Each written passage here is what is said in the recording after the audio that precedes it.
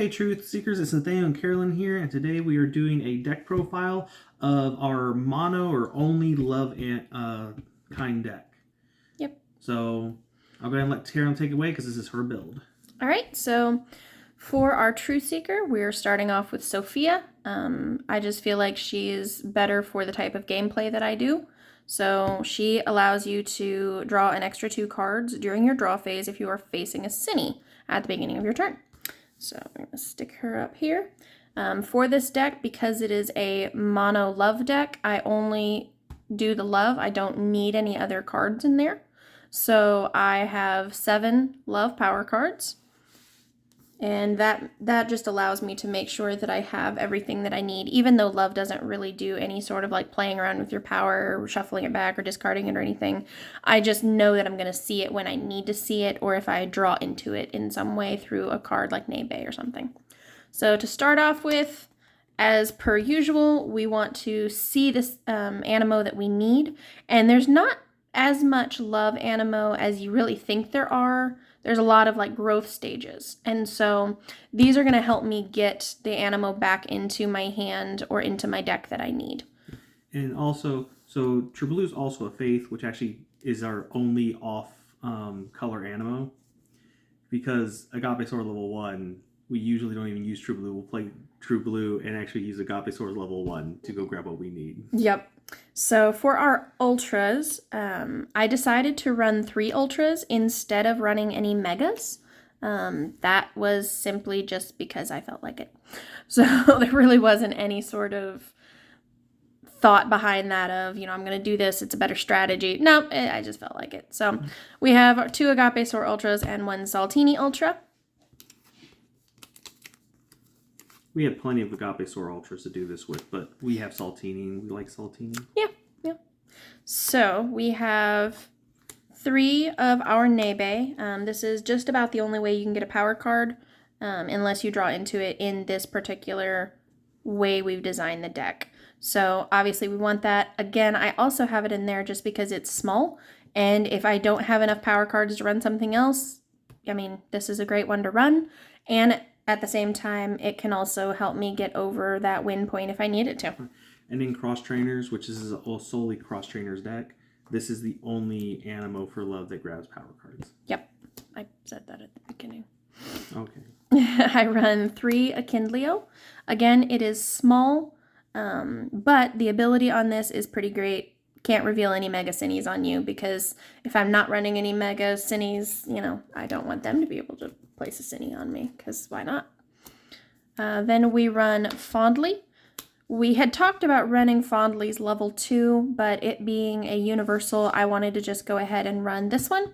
And unfortunately for us, because we are running a monocolor, this fellowship bonus doesn't really do much for us. Yeah, and just one thing to note is that the strength of love is really its fellowship. Yeah. And since we're going mono, we're kind of going against that curve, so we're just kind of trying to utilize our power cards the best that we can. Right, and utilizing the Animo that we have, because again, there aren't as much love Animo in cross trainers necessarily that are like higher powered, things like that. So we are running a lot of like lower level ones.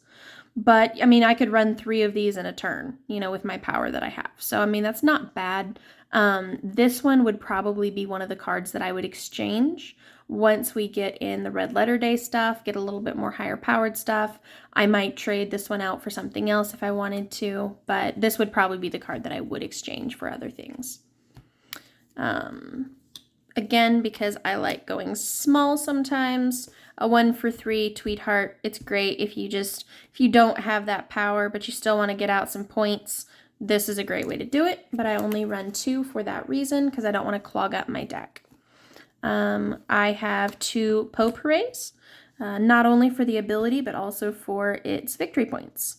As long as this card is in your small group, ignore any effects from the actions of Cine's revealed to you, which is phenomenal when he tries to run something like Evil.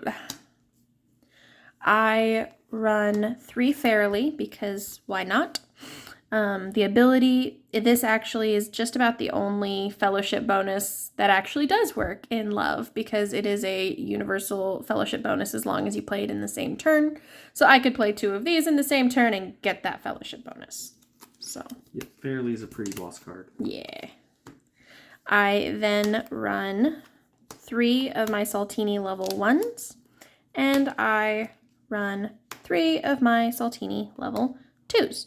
I eventually will upgrade the Saltini level 2 to the Red Letter Day one because that one has an ability on it and I like it. But for right now, a 2 for 10, got it. And solid salt golem thing. Yep, he's just cute. So I run 3 Agape Soar level 1s. Again, not only for the ability, but the ability doesn't really do much here, but I can use it. I did use it strategically one day. I don't remember specifically what I was doing, but I did use it strategically to go get my Agape Soar level 2 when my Triblu it wasn't useful for me at the time. So I went and got my level 2 with it, and that really helped me out. And it helped me win, I believe, against Jesse. Yes. So I would run another Agape Sword level 2. I don't have any extras right now. They're all in other decks. So that is why we only have the 2 of those there. Moving on to our Cinnies. So I chose a lot of Cinnies that have abilities just because that's how I like my Cinnies to run. As long as this card remains in your opponent's active Cinny, they may not retrieve any cards from their discard pile, because that is a really big thing against Nathaniel's strategies.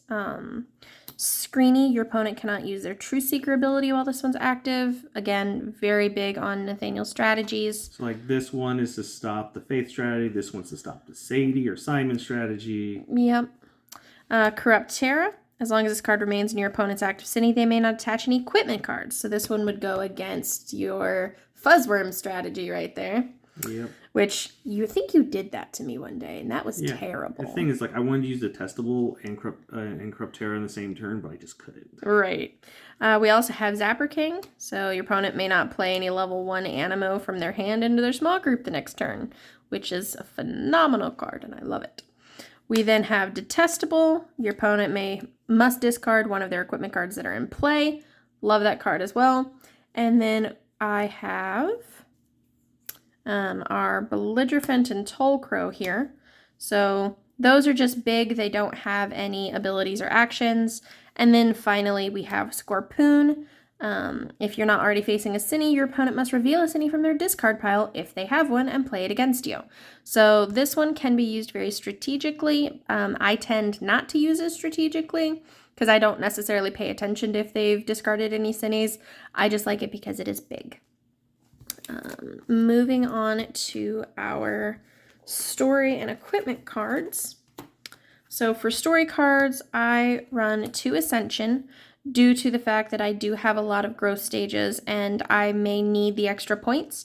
So if I have the level 1, I could just use this one to ascend into level 2 and just play them both at the same time to get more points that way.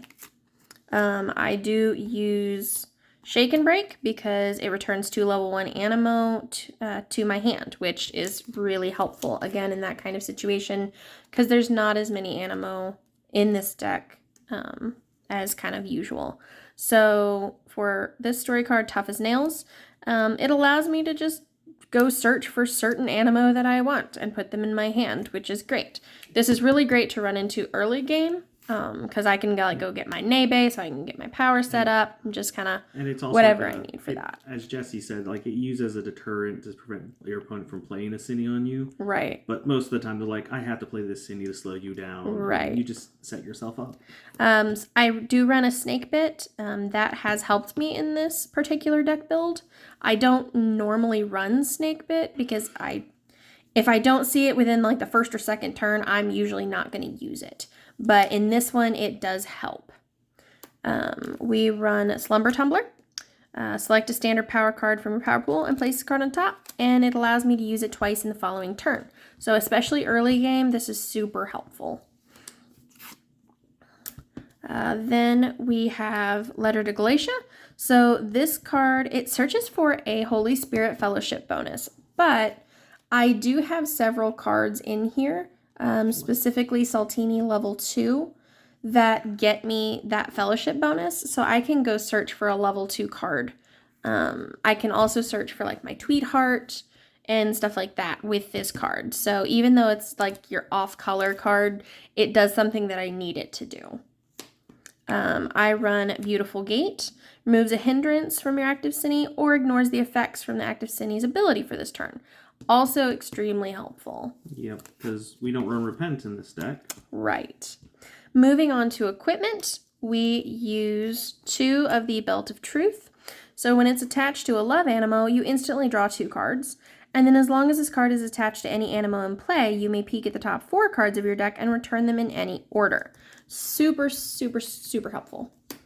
And finally, as always, we run Paul's Chains. This card is just great at getting the extra draw power that you need to get Animo into your small group. If you notice, we did not run Servitude in this deck because Servitude only draws cards as long as it's a non-love card. Seeing as how we have a mono-love deck, we're not running Servitude because he wouldn't do us any good. So It needs to be a 3 for 8, but that's about it. Yep, and 3 for 8 when I can do other things with that just doesn't make as much sense. So that is our Sophia Mono Love deck. All right, so in the meantime, Truth Seekers, keep learning virtues and defeating Cines.